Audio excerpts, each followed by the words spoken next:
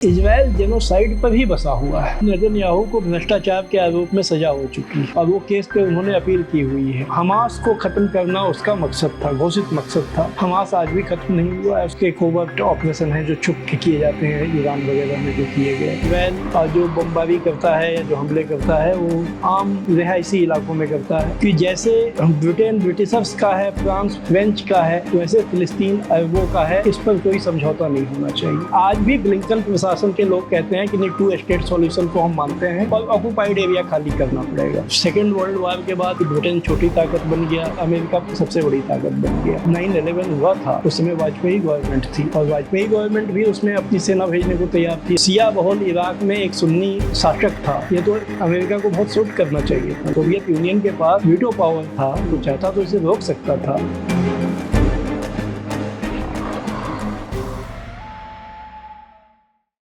इंसान चांद पर गया, अब मंगल पर जाने की तैयारी कर रहा था और जाने की नहीं, उस पर बसने की तैयारी कर रहा था। वहाँ धरती और आसमान की तलाश की जा रही थी, लेकिन एकाएक रिवर्स गियर में लगता मानवता चली गई है। वो मध्य युग तक भी नहीं सीमित है, उससे आगे जो प्रिमिटिव एरा था, प्रिमिटिव एज थी, अपने तरह का जंगल राज था, जंगली जीवन था, वहाँ लगता हम पहुँच गए हैं।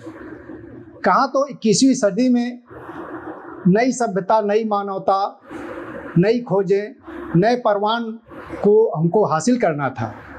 लेकिन अब इस दौर में हम जो हथियार बनाए हैं उससे मानव संहार कर रहे हैं। युद्ध कई चल रहे हैं, उसे बताना नहीं हमको। इजराइल का एक फ्रंट खुला हुआ है, यूक्रेन का खुला हुआ है, अफ्रीका में सूडान से लेकर तमाम देश आंतरिक संकट से जूझ रहे हैं, गृह युद्ध जैसे स्थितियां हैं। और जो हथियार हमने बनाए वो मानव संहार के लिए लगता है गढ़े गए थे। और इजराइल में जो हो रहा है उसको तो जेनोसाइड कहना भी जेनोसाइड सबका अपमान होगा।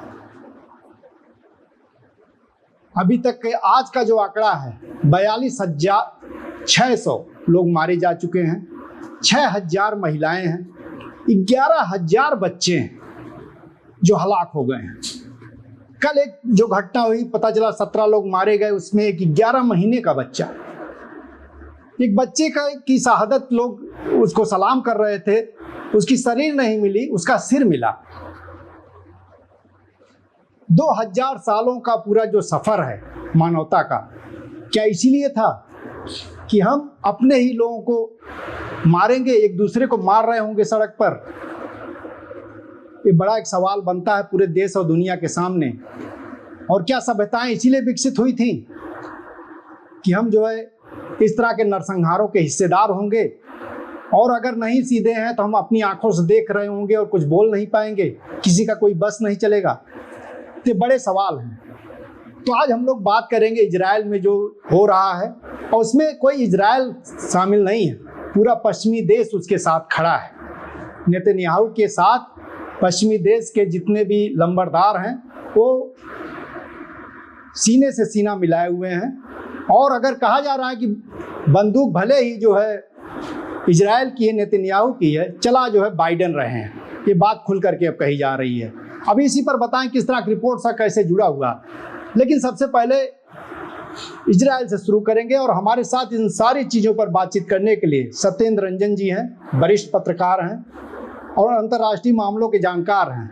नियमित तौर पर आप जनचौक पर इनको सुनते रहते हैं और किसी परिचय के मोहताज नहीं। आपका स्वागत है इस कार्यक्रम में। धन्यवाद महेंद्र जी। आप अभी जो इजराइल में चल रहा है, तो हम लेटेस्ट शुरुआत हम यहाँ से करेंगे। अभी क्या चल रहा है, कहाँ पहुँचा है, और जो घटनाक्रम है कल तक, आवाज तक अगर कवर करना चाहें तो। देखिए, अब तो पिछले 1 महीने बल्कि 1.25 महीने से इजराइल ने जो नरसंहार है, जिस मानव संहार है जो पहले गजा में वो कर रहा था, उसको उसने लेबनान तक फैला दिया है।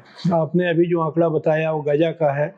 लेबनान में भी तकरीबन 3,000 नागरिकों की मौत हो चुकी है, जिसमें बहुत बड़ी संख्या महिलाएं बच्चों की हैं, क्योंकि इजराइल जो बमबारी करता है या जो हमले करता है वो आम रिहायशी इलाकों में करता है।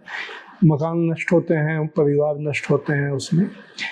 तो एक तो सूरत ये है कि ये उसका जो जेनोसाइडल वॉर है उसका दायरा वो बढ़ा रहा है। सीरिया में भी उसने हमले किए हैं बीच बीच में, वहाँ भी उसने बमबारी की है, और बाकी कुछ तो उसके कोवर्ट ऑपरेशन हैं जो छुप के किए जाते हैं, ईरान वगैरह में जो किए गए। उसमें भी एक घटना हुई थी जिसमें 200 लोग मारे गए थे, जहां बम ब्लास्ट हुआ था जनवरी में, जब उनके एक जनरल थे सुलेमानी, उनकी पुण्यतिथि पर लोग इकट्ठे हुए थे। तो कहने का मतलब ये है कि ये जो जेनोसाइड का दायरा है पिछले 7 अक्टूबर के बाद से, वैसे लोग 7 अक्टूबर को याद रखते हैं क्योंकि उस दिन हमास ने हमला किया था, और कहा जाता है कि 1200 लोग, कुछ जो सूत्र हैं वो 700, 800, 900 लोग भी कहते हैं। चलिए 1200 लोग उस दिन मारे गए थे, उसमें कई सैनिक कम थे, नागरिक ज़्यादा थे। तो उस दिन से ये कहा जाता है, लेकिन अगर आप पूरा पहले जाके देखेंगे तो ये घटनाएं टुकड़ों टुकड़ों में तो पहले भी हो गई थी, जो फिलिस्तीनियों के मारने का सिलसिला है। तो एक तो सूरत ये है कि ये जो जेनोसाइड का दायरा है वो फैल गया है। दूसरा जो इस युद्ध में पिछले 1-1.25 साल में जो सामने आया है, और अब बहुत ज़्यादा प्रभावशाली रूप से लेबनान में सामने आ रहा है, कि इजराइल युद्ध में कामयाब नहीं हो रहा है। युद्ध का मतलब तो जो फाइटर हैं, फाइटर के सामने अब आप महिलाओं को, बच्चों को मार दें, किसी के घरों पे बमबारी कर दें, ये तो युद्ध अपराध है। ये बाकायदा संयुक्त राष्ट्र संघ के तहत भी जो न्यायिक फैसले हैं अंतर्राष्ट्रीय न्यायालय के, उसके तहत भी ये तो युद्ध अपराध है, मानव संघार है।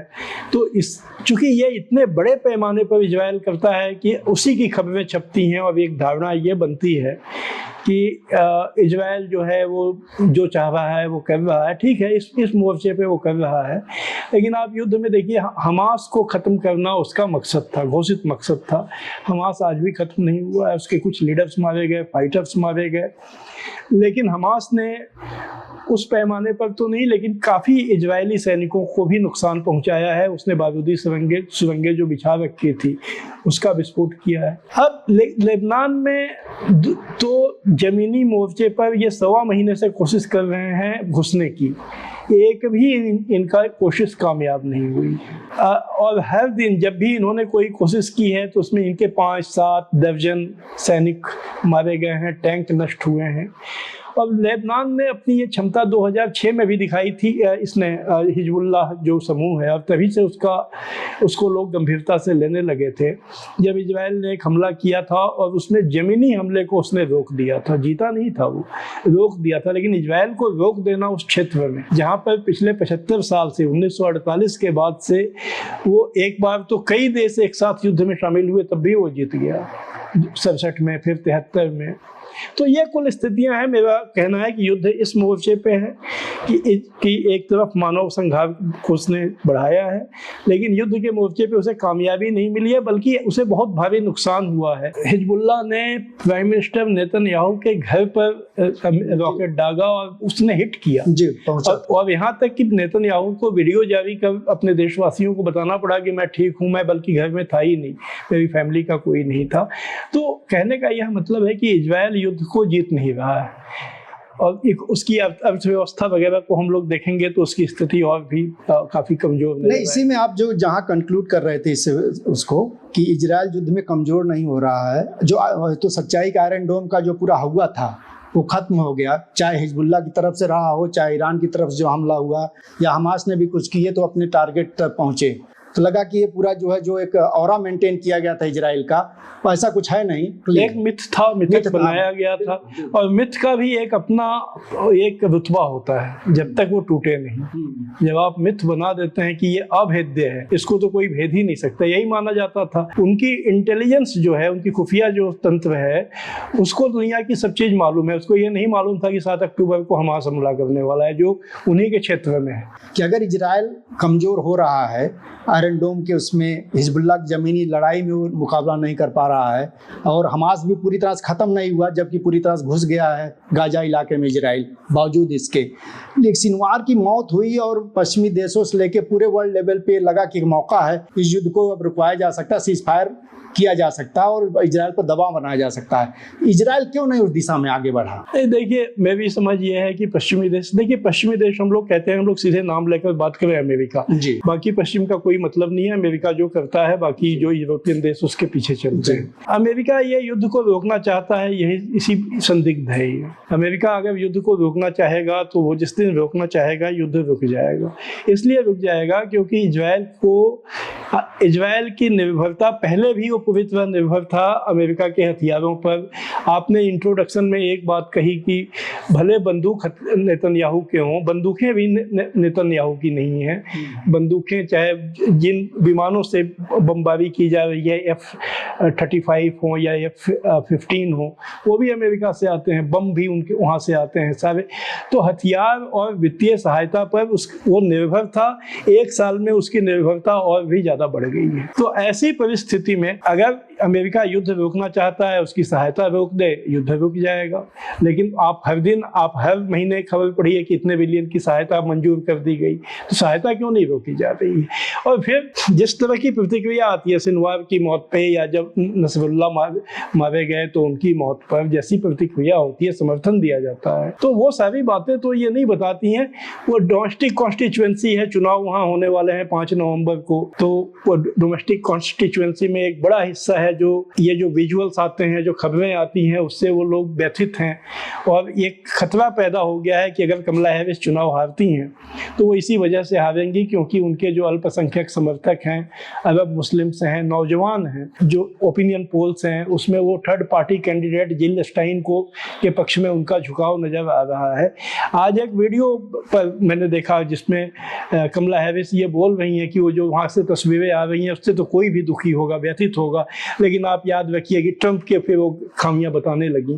तो वो उस कॉन्स्टिट्यूएंसी को मैसेज देने के लिए ये बातें बार बार बीच में कही जाती हैं कि हमने उनको रोकने के लिए कहा है, लेकिन इस बात पर अब कोई यकीन नहीं करता है। मैं अभी देख रहा था, ये जो आज ही मैं अल जजीरा के जो है खबर देख रहा था और उसमें रिसर्च एक आई है, शायद उसी का हवाला देते हुए बताया कि पश्चिमी देश से जो सहायता है, बता रहे हैं पिछले जो है 1 साल में 6000 जेट फ्लाइट जो है हथियारों की आई है, एयर ब्रिज बना दिया है। जर्मनी जो है वो $100 मिलियन पिछले 3 महीनों में उतनी सहायता किया है। 20% जो है रिसोर्स जो है इजराइल का, 80% पश्चिमी देशों का। वजह क्या है? मतलब हम ये जानना चाहते हैं, हमारे दर्शक भी जानना चाहते होंगे। इसके लिए हम लोग को थोड़ा सा ये समझना पड़ेगा कि इजराइल बना कैसे। इजराइल का तो वहाँ पर कोई जगह, बिल्कुल हम इतिहास पर आना भी चाह रहे थे। हाँ, इजराइल जो बना, इजराइल के ये लोग आज जो वहाँ पर हैं, ये तो 1945 के पहले या 1945 में वो आने लगे थे। अगर आप और भी 20 साल पहले चले जाएं तो ये तो वहाँ नहीं रहते थे,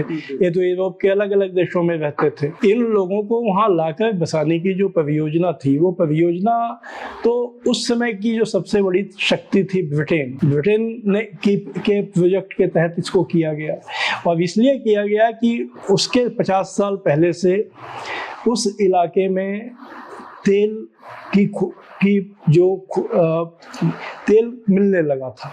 तेल जो है वो मतलब एक स्ट्रेटेजिक सेंटर चाहिए था, वहाँ स्ट्रेटेजिक सेंटर चाहिए था एक उनका, जिससे कि वो इस इलाके को कंट्रोल कर सके। जब तक ओटोमन एम्पायर था फर्स्ट वर्ल्ड वॉर तक, तब तक करना मुश्किल था। वो जैसे ही ओटोमन एम्पायर पहले युद्ध में परास्त हो गया और वो टूट गया, उसके बाद उन इलाकों पर इन देशों ने अपना कब्जा कर लिया। मेनली ब्रिटेन ने कर लिया, मेनली ब्रिटेन और कुछ फ्रांस वगैरह उसमें थे, उन लोगों ने कर लिया। ब्रिटेन और अमेरिका। अब उसके बाद उन इलाकों में नेशनलिज्म की भावना वहाँ भी आई, आज़ादी के लिए भावना आने लगी। ये जो टर्की में आप देखिए कमाल पाशा जो थे, वो उनका इमरजेंस हुआ, तो उस समय उनको एक ऐसी शक्ति वहाँ बनानी थी, एक ऐसी चौकी बनानी थी जहाँ से वो सारी चीज़ों को वो मैंडेट को वो कर सके। और ऐसी परियोजनाएं जो हैं, आप देखिए पाकिस्तान क्यों बना। कहीं भी जो कम्युनलिज्म है, भारत में जो कम्युनलिज्म शब्द जो है, ये शब्द ही उनका दिया हुआ है 1909 में जो मामला मिंटो रिफॉर्म हुआ उसके तहत। और यहाँ पर हिंदू कम्युनलिज्म, मुस्लिम कम्युनलिज्म को पैरेलल किसने खुराक दिया, आप इसको देखिए। अगर यहाँ अंग्रेज नहीं होते तो क्या ये होता। इसी तरह ये जो साम्राज्यवादी परियोजना है, इसके तहत इजराइल बनाया गया किस पैटर्न पे बनाया गया? सेटलर कॉलोनियलिज्म के पैटर्न पे बनाया गया।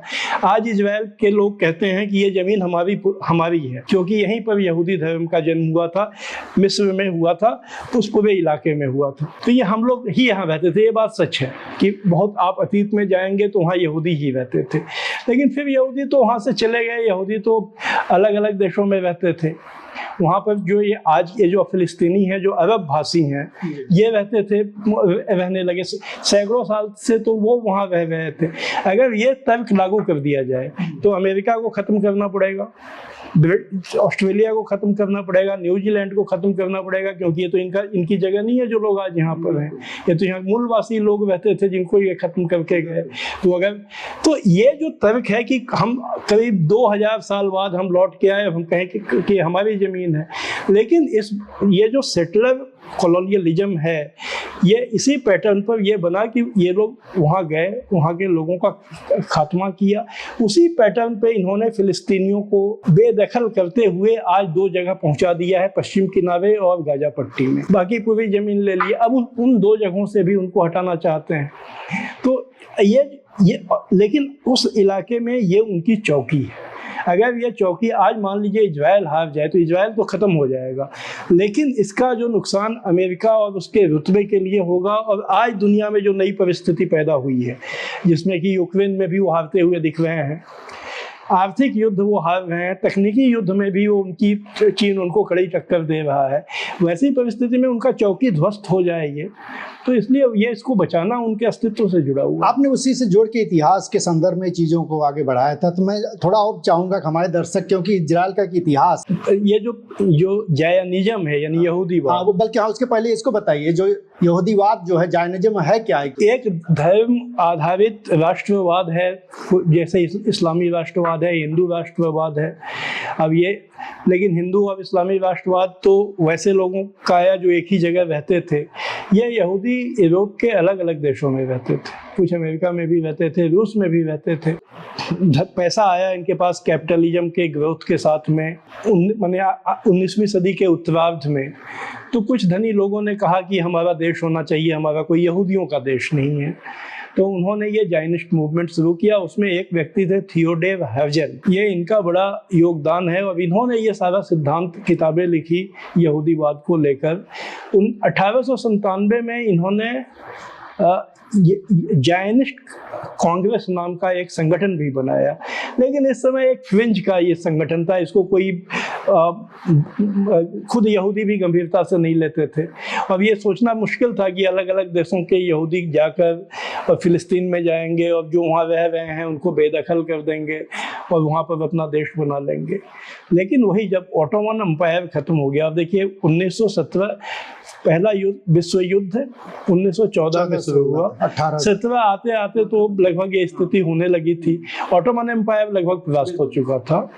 तो वहाँ पर अब ब्रिटेन की चूंकि एक नई ताकत उस इलाके में आई और उसने ये जो मूवमेंट चल रहा था बहुत छोटे स्तर पर, इसको उसने सपोर्ट किया। ये जो बेलफोर थे, ये वहाँ के मिनिस्टर थे, ब्रिटेन के विदेश मंत्री थे, और इन्होंने एक डिक्लेरेशन किया कि हम इसको, इनका ये जो प्रोजेक्ट है फिलिस्तीन में जाके जगह बनाने का, हम इसको समर्थन देते हैं। तो ये जो बेलफोर थे, उन्होंने जब डिक्लेरेशन दिया उसके बाद इसकी गंभीरता बढ़ गई, क्योंकि आज कल्पना कीजिए अमेरिका अचानक किसी चीज़ को सपोर्ट कर देता है तो उसकी गंभीरता बढ़ जाएगी, क्योंकि उसके पास ताकत है। और उससे काफ़ी इनको बल मिला, बुस्टअप हुए ये लोग, और उसके बाद ये आंदोलन काफ़ी तेज हुआ। हाँ सर, बता रहे हैं 17 से लेके फिर जो है 48 तक बड़े स्तर पर यहूदियों को वहाँ बसा। अब इसमें एक और जो बड़ी घटना ये हुई कि जर्मनी में हिटलर का उदय हो गया, जिसने यहूदियों को निशाना बनाया। 60 लाख यहूदी मारे गए। 60 लाख सभी यहूदी सिर्फ जर्मनी में नहीं मारे गए, उसके आसपास के देशों में जो नाजीवाद था वो केवल जर्मनी में सीमित नहीं था, उसके समर्थक बाकी जगहों पर भी थे जो यहूदियों को निशाना बनाकर और जिन्होंने अपनी जो भी पॉलिटिक्स उनकी थी डेवलप किया था। तो ये जो निशाना बनने की वजह से यहूदियों को लेकर एक सहानुभूति भी पैदा हुई। तो इनका एक देश बने, इसके लिए जन समर्थन भी बनने लगा। इनकी तरफ से एक ये लॉजिक आया कि भाई हम इसीलिए मारे गए क्योंकि हमारा कोई देश नहीं है, हमारा देश होता तो हम चले जाते। तो इसको एक समर्थन भी मिला। और फिर जब दूसरा विश्व युद्ध खत्म होने के आया और संयुक्त राष्ट्र की स्थापना हुई, तो संयुक्त राष्ट्र में ये प्रस्ताव पास कर दिया गया कि इनका देश वहाँ पर बनाया जाए, फिलिस्तीनी और इन दोनों का एक मिला जुला देश बनाया जाए। अब आप देखिए उस प्रस्ताव को जिन देशों ने समर्थन दिया उसमें सोवियत यूनियन भी था, बिल्कुल स्टालिन उस समय थे और उस समय समर्थन किया। अब आज ये सवाल लोग उठाते ही हैं कि सोवियत यूनियन के इस फैसले को कैसे देखा जाए, क्योंकि अंततः जो धर्म जो ये देश बनाने का फैसला हुआ, वो फैसला तो धर्म के आधार पर था। आज ये हम लोग नेशनलिज्म का आधार क्या हो, जब ये बहस होती है तो क्या रिलीजन उसका आधार हो सकता है, वो भी ऐसा रिलीजन जिसके लोग अलग देशों में रहते हों। यूरोप में जो राष्ट्रवाद का पहले जितनी भी बातें आई थी, तो उसमें समानता होनी चाहिए, आपकी भाषा की, पहनावे की, एक जैसे लोग होने चाहिए तो वो एक नेशन फॉर्म करते हैं। भारतीय राष्ट्रवाद अलग ढंग से आया, यहाँ हितों के आधार पर आया कि सभी हम भारत में जो भी लोग हैं सभी भारतवासी हैं, सबके हित एक हैं और इनके हित अंग्रेजों से टकराते हैं क्योंकि अंग्रेज यहाँ से सबको गरीब बना रहे हैं, सबका पैसा ले जा रहे हैं। राष्ट्रवाद के ये अलग अलग धारणाएं जरूर रही हैं, लेकिन धर्म अगर आधार है और उसमें भी उस स्थिति में जब वो लोग एक जगह रहते नहीं है, उनको अलग अलग जगह से लाके बनाना है, तो ये एक समस्याग्रस्त सिद्धांत है और इसको लेकिन सोवियत यूनियन ने समर्थन दिया। सर इसी में एक चीज और आपका ध्यान दिलाना चाहेंगे कि ये जो संयुक्त राष्ट्र बना तो 14 मई जो है 1948 को इजराइल स्थापित होता है। जो फिलिस्तीन में जो संख्या होती है यहूदियों की, बता रहे हैं कि उसमें 33% केवल थे और 6% ही इलाके पर उनका कब्जा था। बहुत ही महत्वपूर्ण आंकड़ा है। उसमें जो 181 के तहत रेजोल्यूशन पास करता है संयुक्त राष्ट्र, 55% जो है हिस्सा देने की बात करता है यहूदियों को। ये तो बहुत ही ये बहुत ही समस्याग्रस्त प्रस्ताव, न्यायपूर्ण प्रस्ताव था, अन्यायपूर्ण था। और मुझे ज़्यादा दुख इसी बात का है कि सोवियत यूनियन ने उसको रोका नहीं। सोवियत यूनियन के पास वीटो पावर था, वो चाहता तो इसे रोक सकता था, लेकिन अब किन वजहों से उस पर काफ़ी चीज़ें लोगों ने कोशिश की है जानने की। अब ये लोग कह रहे हैं सर कि जब ऑटोमन एम्पायर खत्म हुआ तो उसमें हिस्सेदारी रसा की भी थी, जो बटी कॉलोनीज बटी या ये सब, ऐसा भी रूस की थी। लेकिन सोवियत यूनियन के जब बना तब तो लेनिन ने सारे इलाके जो कब्जा किए थे वो छोड़ने का ऐलान किया। तो उस समय सोवियत यूनियन तो वो भी क्रांति उस समय ही हुई थी। लेकिन पहले जो भी उसके साम्राज्यवादी इलाके थे, और बाद में भी आज हम लोग अगर देखते हैं तो रूस का तो वहाँ कोई इलाका है नहीं, जो इलाका सोवियत यूनियन का है नहीं। खैर, अब जो भी वजह है वो इतिहास का हिस्सा है, वो बना। अब वहाँ पर जिसको कि फिलिस्तीनी लोग नकबा कहते हैं, महाविनाश बिल्कुल जो उनका है, ये तो उन्हीं तभी शुरू हो गया। 47 तक यहूदी जो हैं धनी लोग थे, ये आए और इनको ब्रिटेन का समर्थन था, बाकी दुनिया का भी समर्थन। सर इसको जरा और विस्तार से बताएं कि नकबा जो है बड़े स्तर पे जो है 48 में शुरू हो गया। 48 वही जो कत्लेआम हुआ। उस लिहाज से 1 मिनट में केवल, चूंकि मैं स्टालिन का जिक्र कर रहा था, उस हिसाब से देखिए तो गांधी जी पहले दिन से इस प्रस्ताव के खिलाफ थे। तो गांधी जी ने ये लिखा है, बाकायदा उनका लेखन में है कि जैसे ब्रिटेन ब्रिटिशर्स का है, फ्रांस फ्रेंच का है, वैसे फिलिस्तीन अरबों का है, इस पर कोई समझौता नहीं होना चाहिए। तो यह बात उन्होंने लिखी। अब देखिए अरबों का है, उन्होंने ये कहा कि मुसलमानों का। अरब जो एक सभ्यता है, वो सभ्यता है, अरब सभ्यता है। तो इस बात को ध्यान में रखना चाहिए। उसमें बहुत से लोग ये सवाल बाद के दिनों में भी ये उठाते हैं। बाद में जब भारत ने भी, चूंकि संयुक्त राष्ट्र ने मान्यता दी, तो भारत ने भी अमान्यता दी, तो ये सवाल लोग उठाते हैं बार बार कि भारत तो तब से ही जायनिज्म के पक्ष में है। तो अगर इस तर्क को माना जाएगा तो स्टालिन भी उसके पक्ष में थे, जायनिज्म के पक्ष में थे। फिर उस समय तो उसके खिलाफ कोई था ही नहीं। इस बात को तो ये तो दर्ज करना। लेकिन भारत में गांधी जी ने उस समय भी समर्थन नहीं किया था, ये इतिहास में दर्ज है। भारतीय राष्ट्रीय कांग्रेस ने नहीं किया था। बाद में जब सरकार बनी और मान्यता दी गई, लेकिन डिप्लोमेटिक संबंध भारत के स्थापित हुए 1993 में, तब तक भारत के उससे कूटनीतिक संबंध नहीं थे। पीएलओ के साथ थे ये 1964 पीएलओ के साथ थे। बिल्कुल। ये और तो सबसे पहला देश था जिसने पीएलओ को मान्यता और दिया। 93 में तब हुआ जब 93 में खुद पीएलओ ने मान लिया कि हम टू नेशन थियरी होगी। अब जब पीएलओ नहीं मान लिया तो ये बात आज के लिए बहुत महत्वपूर्ण है, आज के भारत के लिए, इसलिए मैंने इसका जिक्र किया। अब नकबा जो था उसमें ये लोग गए, इनके पास हथियार भी बेहतर थे, इनके पास पैसा भी था, तो पहले तो इन्होंने ये स्ट्रेटेजी अपनाई कि उनकी जमीन खरीद लें, लेकिन जो बेचना नहीं चाहते थे उनको इन्होंने जबरन भी भगाया। और ये जो उसके विजुअल्स हैं, रिकॉर्ड है कि किस तरह लोग वहां से गांव के गांव जो है कस्बे इन्होंने उजाड़ दिए। जितना इनको मैंडेट मिला था जगह उसका 15,000 मौतें हुई जो उसमें उन्होंने कब्जा कर लिया। हाँ, तो इसीलिए ये जो जेनोसाइड वाली बात है ना, वो जेनोसाइड इजराइल जेनोसाइड पर ही बसा हुआ है। पहला जेनोसाइड तब हुआ, बीच में भी लगातार अब इनको बेदखल किया गया, कब्जे, इनके इलाके कब्जे किए गए, जो ऑक्यूपाइड एरिया जिसको कहा जाता है।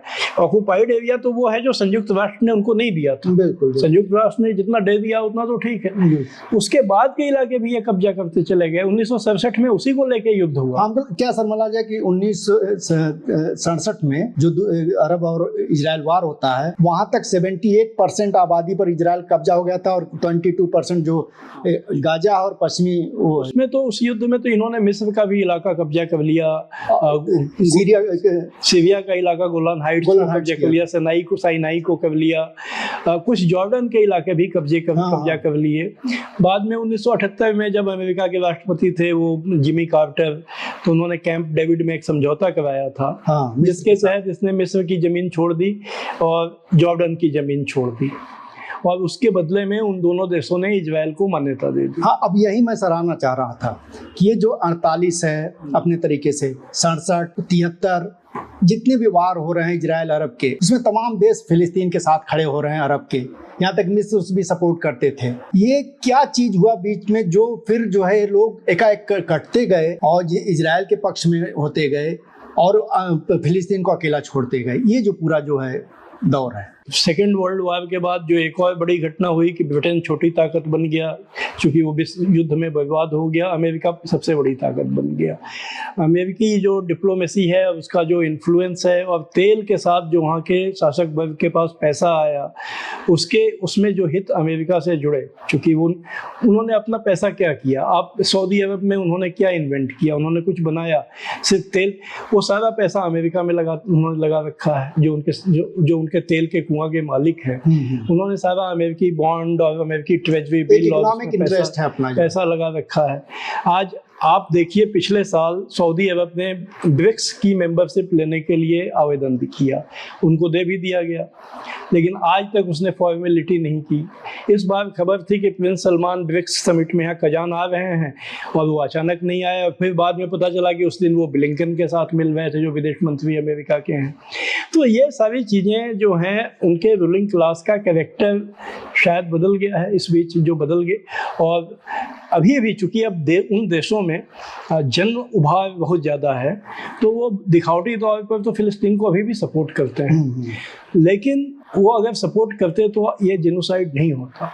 इसमें एक ईरान को छोड़कर, जो अरब देश नहीं है, जो पर्सियन है, जो जहाँ पर्सियन बोली जाती है, ईरान को छोड़कर, और ईरान के जो कुछ साथी हैं, हिजबुल्लाह है, यमन में उनके हुती हैं, सीरिया के जो राष्ट्रपति हैं असद,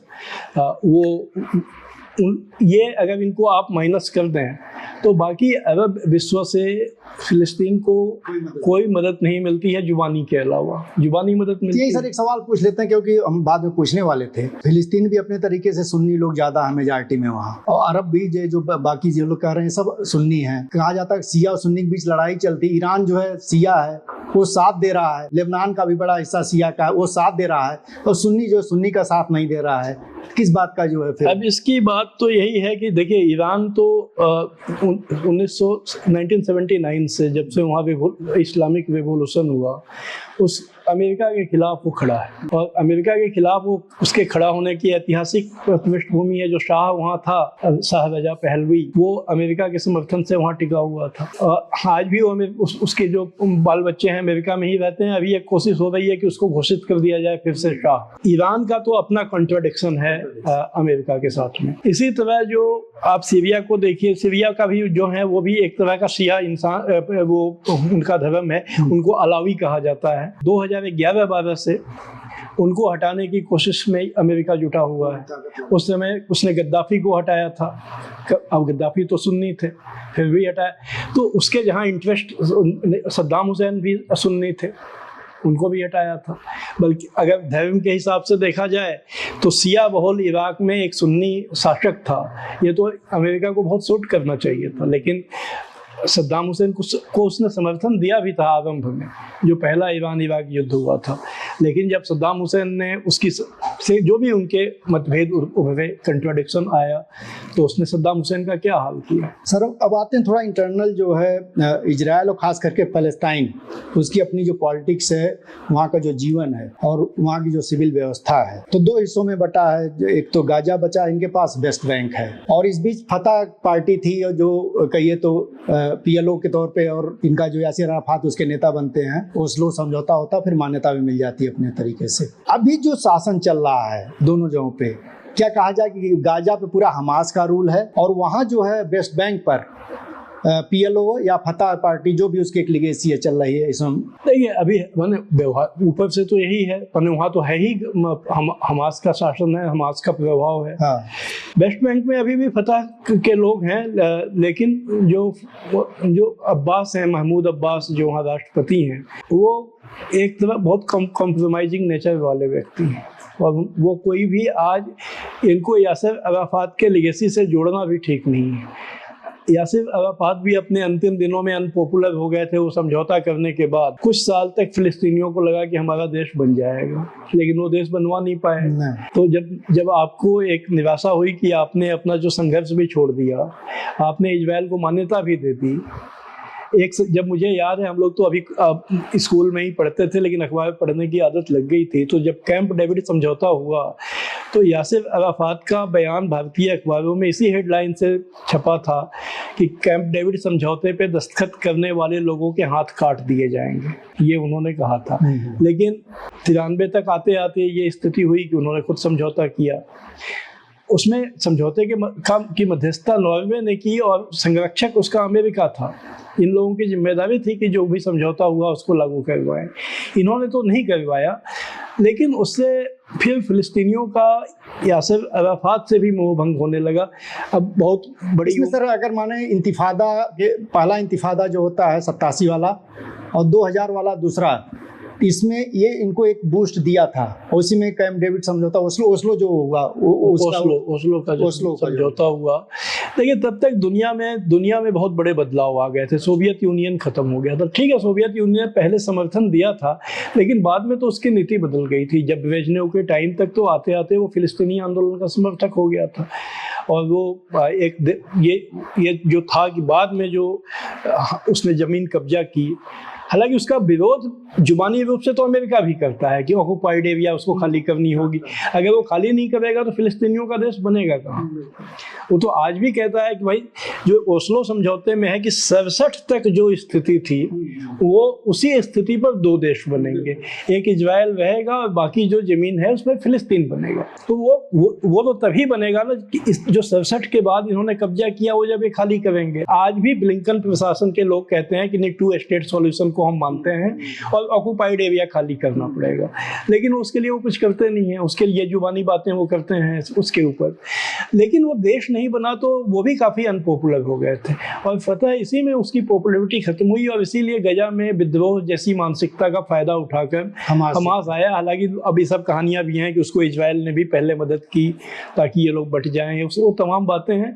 थोड़ी बहुत हो सकता है कि कुछ इंटरनल उसने मदद की हो, लेकिन असल बात तो है कि लोग तो उसके साथ आए और आज भी हैं, आज खड़े हैं, आज वही हमास के लोग सेक्रीफाइस कर रहे हैं। नहीं तो ये जो ओस्लो समझौता था 2 नेशन सोल्यूशन वाला, इसमें बता रहे हैं कि अब तो मतलब ये जो है पूरी तरह से खत्म कर देने के उस पे है, वो तो मानता ही तो नहीं। दिखाया ना अभी तो उसने नक्शा जो नेतन्याहू कह रहा है सबको खत्म कर देना और इसी तरीके से पूरा गजा में नक्शा तो उसने जो दिखाया उसमें तो उसने इजिप्ट का हिस्सा भी दिखाया है, वो हिस्सा जहाँ पर एक्चुअल में कहा जाता है, जो इनकी धार्मिक मान्यता है कि इनके पहले पैगंबर अब्राहम थे, तो अब्राहम का जहाँ अवतरण हुआ था वो जगह आज जहाँ इजिप्ट है वहाँ था। तो अब तो वो कह रहे हैं कि जहाँ हमारे जो पैगंबर का इलाका था वो सब भी हमारे नक्शे में दिखाया कि हमारे नक्शे में शामिल है। तो उनके और ये जो इलाका है ये तो पिछले साल भी दिखाया था। हमास के हमलों के पहले सितंबर में होता है ये जो संयुक्त राष्ट्र में जो सभी नेता जाते हैं, तो उसमें उन्होंने जो दिखाया था उसमें उन्होंने फिलिस्तीन को ही गायब कर दिया था, वो पूरा इलाका इजराइल के तौर पे दिखाया था। तो ये तो इनकी नहीं तो हम यही अगर आपसे पूछें कि जो नेतन्याहू का पूरा जो है प्रोजेक्ट है हाँ। और उसमें अभी यूएन चीफ तक को बोल रहे हैं कि पर्सन नॉन ग्राटा हैं, वो अपने देश में घुसने नहीं देंगे। लेबनान में यूएन की जो एजेंसीज हैं जो कैंप है उन पे हमले कर रहे हैं, उसको निशाना बना रहे हैं। ये मतलब इसको किस रूप में देखा जाए? वो फिर अमेरिका का संरक्षण इस लेवल तक कि यूएन और तमाम एजेंसियों को भी डिफाई कर दे? संरक्षण इस समय तो अगर मेरा सिंपल सा सवाल है कि अगर वो नहीं है तो अमेरिका बस एक कदम वो कहे कि आज के बाद उनको हथियार भेजना बंद, हम कोई भी हथियार नहीं, चलो आप वित्तीय सहायता भी दे दो, कोई दिक्कत नहीं है, लेकिन आप हथियार भेजना आप बंद कर दो। आज वो कर दे, नेतन्याहू की हिम्मत नहीं है कि वो उसको डिफाई कर सकते हैं। तो वो जो कहने जो ये जो कर रहा है ये माना जाएगा कि उसको अमेरिका का समर्थन है। अब उसने देखिए शांति सेनाओं को वहाँ पर जो तैनात हैं उनको निशाना बनाया, इटली के सेनाओं को निशाना बनाया, जो इटली खुद उसका समर्थक है, जो बिल्कुल उसकी सेनाओं को भी नहीं बख्शा। तो ये जो उसने पूरी दुनिया का जो नियम और कानून है उसको उसने ठेंगे पर रख के उसको तोड़ दिया है। और उसको अमेरिका या पश्चिमी देश, फ्रांस ने बोला है, फ्रांस ने अभी घोषणा भी की है कि अब हम हथियार नहीं देंगे, क्योंकि फ्रांस के जो शांति सैनिक हैं वो भी टारगेट पर आए थे। स्पेन तो खैर पहले से कर रहा है, पहले से उसका पॉलिसी अलग है, लेकिन बाकी देश जो है, जर्मनी है, जो अमेरिका है, जो ब्रिटेन है, ये तो कोई उस पर कदम तो नहीं उठा रहे हैं। वो ठीक है, उसकी आलोचना की सभी ने, और ये इस बात को बताता है कि ये जो पश्चिमी देशों की एक बहुत बड़ी ताकत रही है नैरेटिव को कंट्रोल करने की, और ये वो करते रहे हैं। उनके पास इसको करने के लिए उनका मीडिया है, उनके थिंक टैंक हैं, उनकी यूनिवर्सिटीज हैं और हॉलीवुड है, जिससे कि वो लोगों के दिमाग को कंट्रोल करते हैं। लेकिन ये घटना ये बता रही है कि जो बातें वो इजराइल को लेकर कहते हैं उस बात को वो अपनी जनता को भी नहीं समझा पा रहे हैं, ग्लोबल साउथ को तो वो नहीं समझा पा रहे हैं। ये तो खजान में भी जाहिर हो गया कि किस तरह से वहाँ लोग आए और जो प्रस्ताव भी वो पारित किया गया, लेकिन वो अपनी जनता को भी नहीं समझा पा रहे हैं। ये जो सोशल मीडिया है इसने सारे डायनेमिक्स को बदल दिया है। ये अमेरिका में जब टिकटॉक को प्रतिबंधित करने की बात आई तो इसमें ये तथ्य आया कि टिकटॉक सबसे बड़ा माध्यम बन गया है जिससे कि ये सारे वीडियो लोगों तक पहुँचते हैं, खबरें पहुँचती हैं। वेबसाइट्स हैं, बहुत सारी वेबसाइट्स हैं जिनको आप रोक नहीं सकते हैं, जिसके ऊपर जो अलग देशों से चलाए जाते हैं। अल मायादीन है जो लेबनान से चलता था, जिसके ऊपर कल या परसों इजराइल ने बम गिराया है, उसके कई पत्रकार मारे गए हैं। एक तथ्य यह भी ध्यान में रखना चाहिए, हाँ, बहुत महत्वपूर्ण तथ्य है कि इस 1-1.25 साल में जितने पत्रकार मारे गए हैं उतने पूरे दूसरे विश्व युद्ध में आंकड़ा हम अभी देख रहे थे, 121 पत्रकार मारे गए, 121 2 इजराइल के 3 लेबनान के, और 69 के करीब जो है मिसिंग है, इस टाइप का भी आंकड़ा। तो आप ये देखें, और पत्रकारों को निशाना बनाया। हाँ एकदम, उसमें तो 5 को एकदम टारगेट करके मारा और 10 की जांच चल रही है। अल जजीरा के पत्रकार मारे गए हैं। बिल्कुल। तो ये भी एक चीज है कि लोग ये तो देख रहे हैं ना, उनके लोग भी देख रहे हैं कि आप कोई आपके ऊपर नियम कानून नहीं है। एक देश है जो मन में आ रहा है कर रहा है, यूएन को भी निशाना बना रहा है, पत्रकार को भी।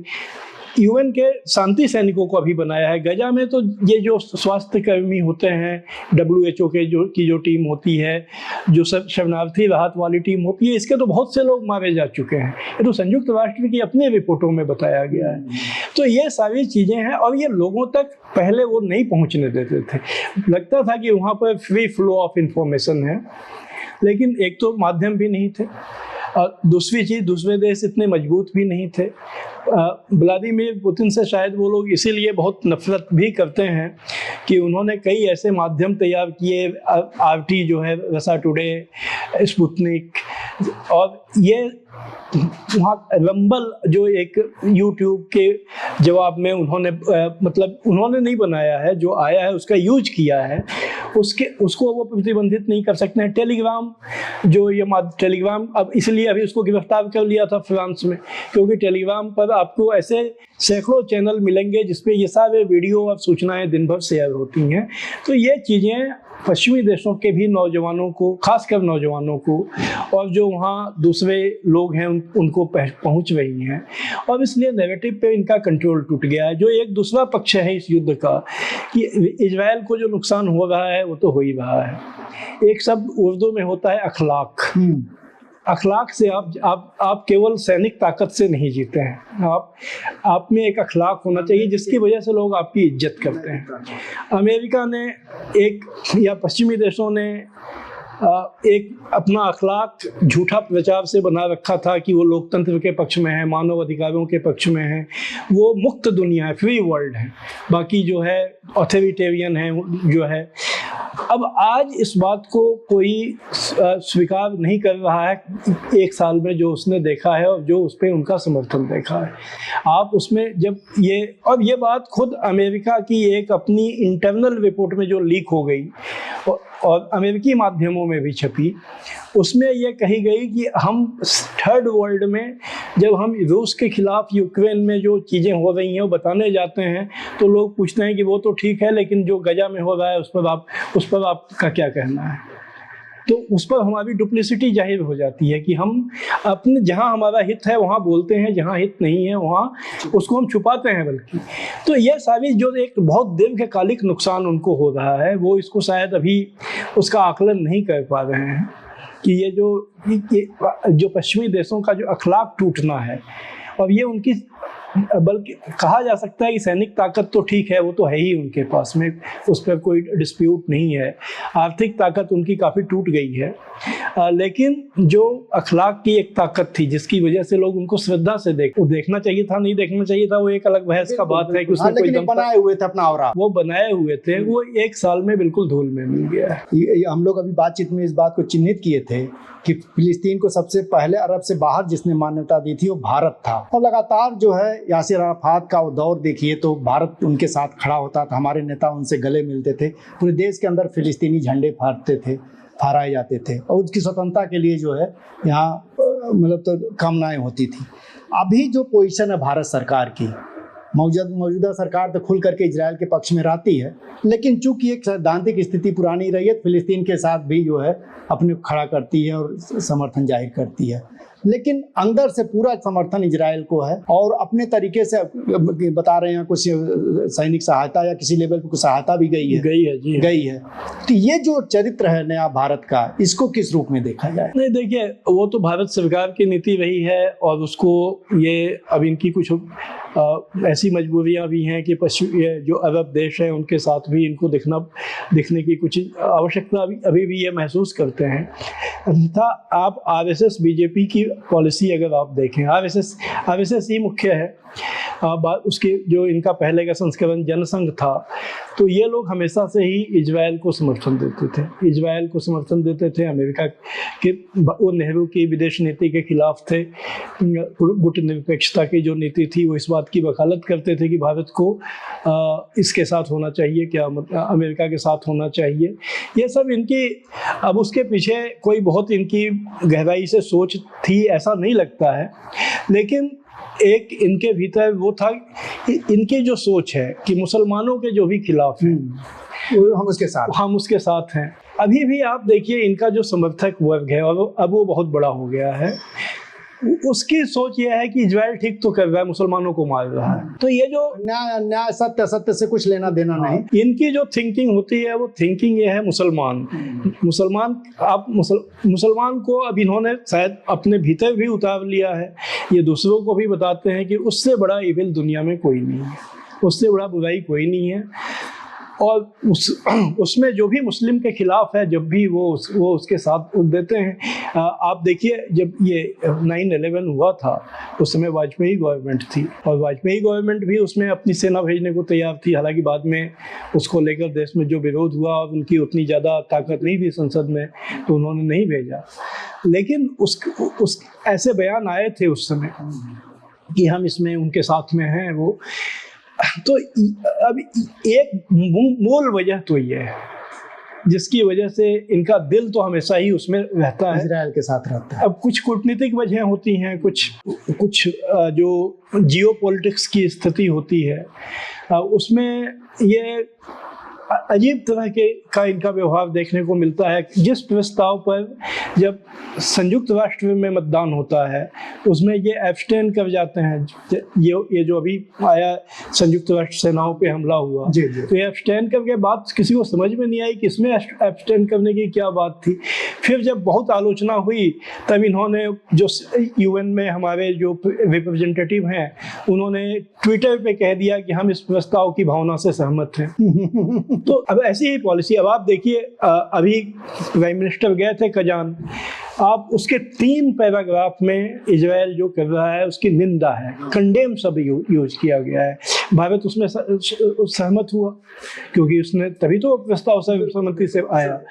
और यहाँ आया, आज की खबर, आज सुबह इंडियन एक्सप्रेस में खबर छपी, JNU में कि JNU में इनका मतलब एक सेमिनार है, कोई ऐसा भी नहीं है पब्लिक इवेंट है कि कोई जंतर मंतर, उसको इन्होंने उसको मना कर दिया। ऐन वक्त में जिस दिन होना है उसी सुबह मेल भेज दिया ईरान के राजदूत को कि नहीं, अब ये नहीं होगा। तो ये सारी चीज़ें इनकी जो जिस दिन नसरुल्लाह मारे गए उस दिन प्राइम मिनिस्टर ने नेतन्याहू को फ़ोन किया और एक जनरल स्टेटमेंट दिया कि हम आतंकवाद का खात्मा हर जगह होना चाहिए। अब उसका मतलब, जो उस दिन उसका जो मतलब था, वो बहुत कोई भी समझ सकता है कि उस दिन उसका क्या मतलब, क्या कहना चाह रहे हैं, वो क्या कहना चाह रहे हैं, सीधा वो समर्थन दे रहे हैं। तो ये सारी चीजें जो हैं ये मूल में है। अब बाकी जो चीजें हैं कूटनीतिक वजह हैं कुछ, उसमें वो अभी वो गए ईरान के राष्ट्रपति से भी मिले, उनसे भी उनकी मुलाकात हुई। वो दुबई वाले जो शासक हैं अल जायद, उनसे तो उनकी बड़ी दोस्ती है, उनसे तो वो गले भी लगते हैं। वो तमाम चीज़ें हैं, वो सब चीज़ें हैं, लेकिन दिल तो उनका वही है कि इजराइल जो कर रहा है, इजराइल के मॉडल पे वो अपने यहाँ का शासन बनाना चाहते हैं। बल्कि हमको लगता है कि नकबा जो है सब यहाँ बहराइच से लेकर तमाम उसमें जो प्रयोग चल रहे हैं बुलडोजर के, वो वहीं से लिए गए। बिल्कुल, और भारत पर तो वो सारा खतरा मंडरा रहा है, वो खतरा मंडरा रहा है। इसके अलावा भी जिस तरह से इनके दिमाग में है कि वो अपने खुफिया एजेंटों से दुश्मनों को ख़त्म कर देता है। अब भारत ने किया कि नहीं किया हमको मालूम नहीं है, और हम लेकिन आरोप तो लगा, बिल्कुल फंस गए हैं, आरोप जवाब तो देते नहीं बन रहा है, आरोप लगा है उसके ऊपर। तो ये सारी चीजें वो उसी मॉडल पर इजराइल, देखिए हम लोग तो अब काफी उम्र भी, अब हम लोग 60 के पार कर चुके हैं। हम लोग तो जब कॉलेज में थे तब इनके जो समर्थक थे वो इजराइल को इतना वो आदर्श के तौर पर पेश करते थे, और तब की सरकारों को की वो आलोचना करते उनसे जो सीख लीजिए, हाँ, कि इजराइल से सीखना चाहिए। देखो छोटा सा देश है लेकिन वो अकेले सबका मुकाबला। अब उनको ये नहीं पता था कि वो अकेले नहीं देख रहा है, उसके साथ कितनी बड़ी ताकत लगी है। तो सर हम तो आखिरी दौर में है, और अगर आपसे पूछें कि ये जो अभी चल रहा है, तो लेबनान, गाजा, ईरान भी आ गया है। ईरान चूंकि अपर हैंड ले लिया हमला करके, और उसका बदला भी इजराइल नहीं ले पाया है। इस पर अमेरिका भी इजराइल के साथ है कि इजराइल को कार्रवाई करनी है। अभी एक दस्तावेज भी लीक हुआ जिसमें शायद कुछ डिटेल्स भी थे उससे संबंधित। ये क्या अभी चीजें बढ़ेंगी? ईरान वाला हमारा बढ़ सकता हो, अगर ईरान के खिलाफ कार्रवाई करता तो ईरान भी आएगा। ईरान के खिलाफ अगर उसको भरोसा होता कि हम ईरान हम पर फिर हमला करने की स्थिति में नहीं होगा तो अभी तक कर चुका होता। अब ईरान अकेला नहीं है, आज की खबर का इंतजार है।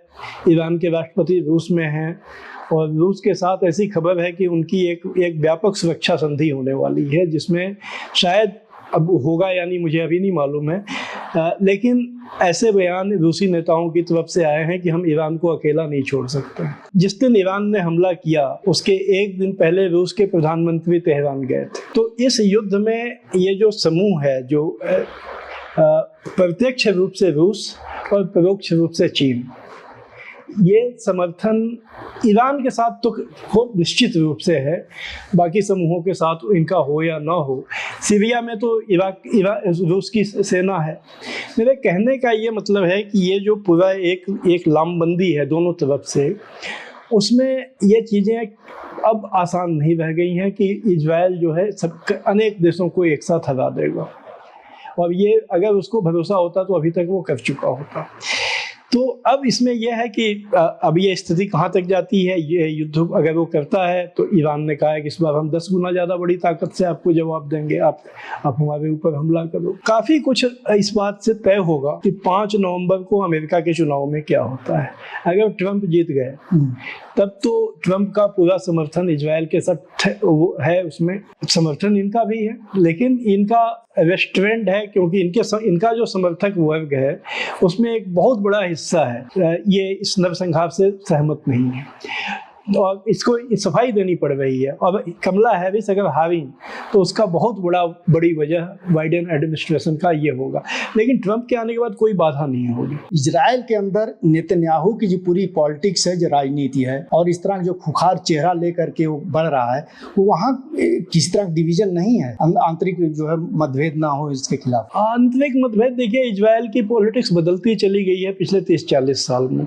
ये तो इस बार की जो सरकार इनके 2 साल पहले बनी है, ये तो बिल्कुल ही ध्रुव दक्षिणपंथी कट्टर धार्मिक तत्वों के साथ में मिलकर इन्होंने बनाई है। वो लोग तो दुनिया में किसी और धर्म को भी नहीं देखना चाहते हैं, वो ईसाइयत को भी नहीं देखना चाहते हैं, क्योंकि वो मानते हैं कि वो उनका ही एक धर्म होना चाहिए दुनिया में। ऐसे ऐसे तत्व उसमें हैं जो इस तरह की बातें करते हैं। जो अभी तो इजराइल की पॉलिटिक्स बदलती चली गई है, उसमें ऐसे धार्मिक तत्व और ये जो कट्टरपंथी हैं ये बहुत उनका असर बढ़ता चला गया है। जो प्रगतिशील तत्व अभी भी हैं वो अभी नेतन्याहू का तो आप याद कीजिए, ये युद्ध शुरू होने के पहले इन्होंने एक जुडिशियरी को कंट्रोल करने का कानून बनाया था, उसके खिलाफ लाखों लोग सड़क पे उतर रहे थे।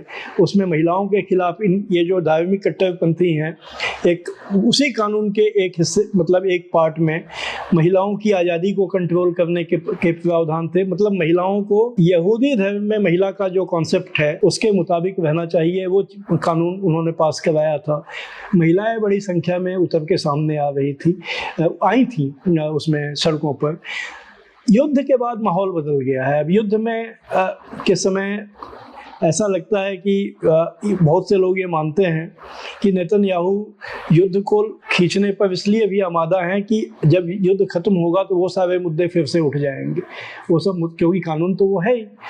तो है समाज में, लेकिन उनका असर कम हो गया। वो लोग कभी चुनाव में, पहले वहाँ एक लेबर पार्टी होती थी, लेकिन सर अभी जो पूरा माहौल है, इतनी बड़ी असुरक्षा, वहाँ बमबारी हो रही, सायरन बज रहा है, फिर शेल्टर लेना पड़ रहा है, एकदम भागा, दिन रात जो है, जो सोते जागते हमेशा एक असुरक्षा बोध रहता होगा। ये आम नागरिक नहीं चाह रहे होंगे कि ये तत्काल खत्म हो, ये सिलसिला इतने दिनों तक। अब देखिए, आम आदमी की बात तो जो उनके मन में बात होती है युद्ध की समाप्ति, वो बेशक चाह रहे होंगे। 5 लाख से ज़्यादा लोग इजराइल छोड़ के जा चुके हैं, जो जाने में सक्षम लोग हैं वो जा चुके हैं।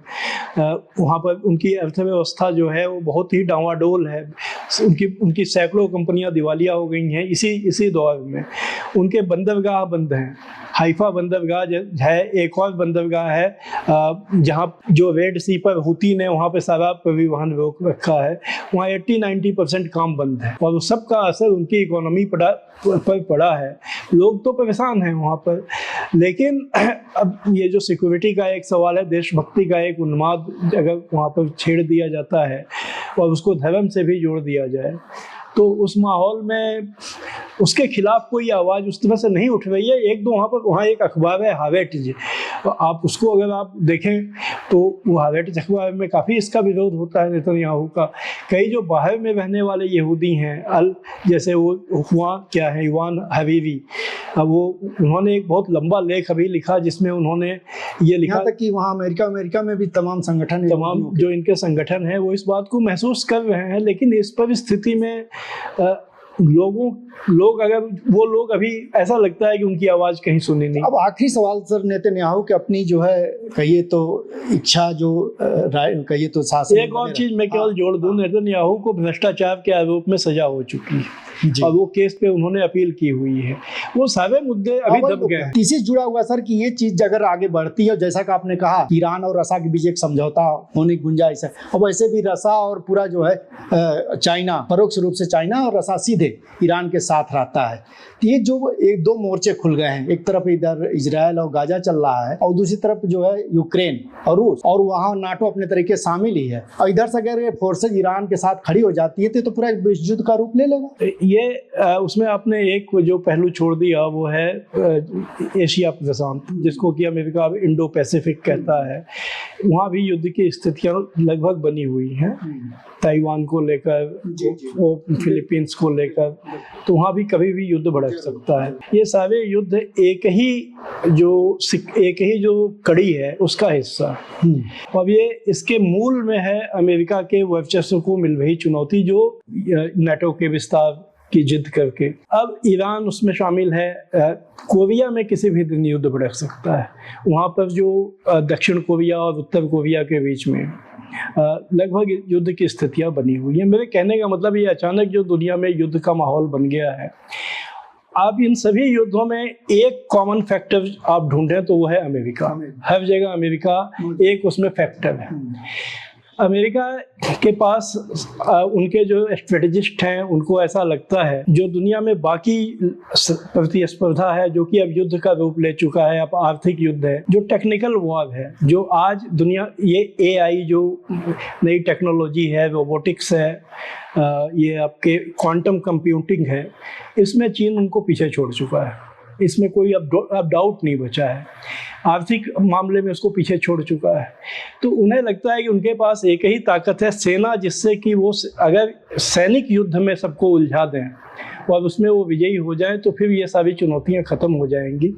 इसलिए ये युद्ध का माहौल बनाया गया है। उसका कुछ फायदा नेतन्याहू जैसे लोग भी उठा रहे हैं। नेतन्याहू को मालूम है कि मैं कुछ भी करूंगा, समर्थन तो हमको देगा ही अमेरिका, क्योंकि वो इस मौके पर हमसे समर्थन विड्रॉ करने का मतलब है कि पूरा, जिसको वो लोग मिडिल ईस्ट कहते हैं, हम लोग पश्चिम एशिया कहते हैं, पश्चिम एशिया में उनका सारा प्रभाव खत्म हो जाएगा। तो सर इसका एक पक्ष क्या ये भी माना जाए कि अमेरिका जो है हथियारों का जो है इस तरह से खपत हो रही है, डंपिंग हो रही है, तो रिप्रोडक्शन और उससे इकोनॉमी को भी एक रीजनरेशन मिल सकता है, वो भी एक फैक्टर है। नहीं, वो तो हमेशा ही एक फैक्टर रहा है सेकेंड वर्ल्ड वॉर के बाद से। जो ये बात तो खुद उनके राष्ट्रपति रूजवेल्ट थे, उन्होंने चेतावनी दी थी कि हम लोग जिस तरह के इसमें ये जो मिलिट्री इंडस्ट्रियल कॉम्प्लेक्स का जो असर हमारे ऊपर बढ़ता जा रहा है, कि उसको हम लोग हथियार बेचने के लिए, हथियार इंडस्ट्री को बढ़ावा देने के लिए पॉलिसीज बनाई जाती हैं, तो ये अमेरिका के लिए खुद आगे चलकर नुकसान होगा। ये वो वीडियो भी यूट्यूब पे मौजूद है। कोई भी,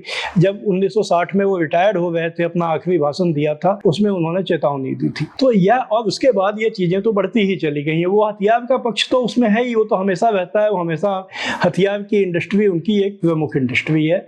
लेकिन जब तक अमेरिका में ये कॉन्फिडेंस था कि हमारी ताकत है, हम दुनिया पर रूल कर रहे हैं और हमारा रूल को कोई चैलेंज नहीं है, तब तक वो इस तरह से युद्ध को, सिर्फ वहीं पे युद्ध को वो भड़काते थे जहां एक समय कम्युनिज्म का प्रभाव बढ़ रहा होता था, या बाद में इस्लामिक के नाम पर उन्होंने, जहाँ पर कुछ इस्लामिक जो एक सभ्यताओं का युद्धों का जो उन्होंने छेड़ा 9/11 के बाद, उसमें वो करते थे। लेकिन वो एक इस तरह से कि हर पॉइंट पे एक युद्ध का गर्म बन जाए। मैंने अभी अफ्रीका का जिक्र नहीं किया।